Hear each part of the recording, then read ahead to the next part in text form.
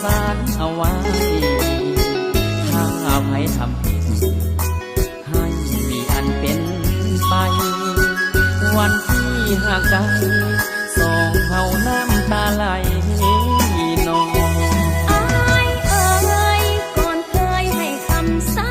บานวันน้องจากบ้านเสื้อรายการอายซื้อให้น้องแต่ว่าวันนี้โทษทีที่เข้าแต่งน้องเอาใจพ่อแม่ของน้องอายบ่ต้องให้เสียใจน้องเอ๋ยบ่เป็นหยังผิดคำสาบานสักขีพยานดอกจานบานแล้วสิโคงอวยถ้าอภัยทำผิดให้ฟ้านั้นพาหัวควายอายสุดคนหวยย่านป่วยนั้นได้หากรรมสาบานต่อสารน้องจำได้ดีต้องขอโทษทีน้องมีเหลือความจำเป็นพ่อแม่เป็นหนี้หลายปีมีแต่หลายเส้นดอกเบี้ยกระเด็นจำเป็นต้องเข้าแต่งงานบ่มีหยังบ่ได้สั่งน้องเลยคนดีแต่อายย่านมีลาคีคำที่เฮาเคยสาบานไว้บ่มีความผิดแต่สิ้นชีวิตย้อนคำสาบานอายอยากให้น้องกลับบ้านถอนคำสาบานช่วยชีวิตคงไว้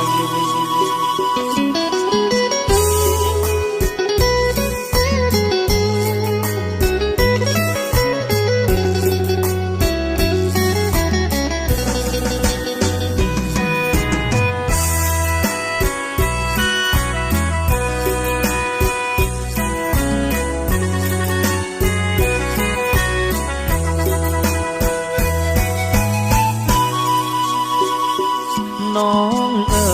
ยบ่เป็นหยังผิดคำสาบาน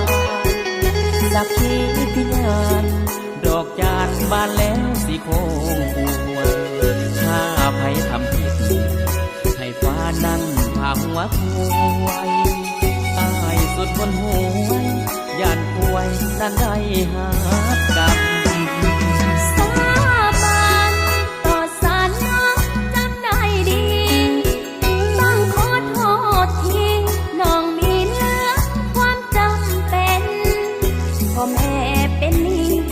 หลายปีมีแต่หลายเส้น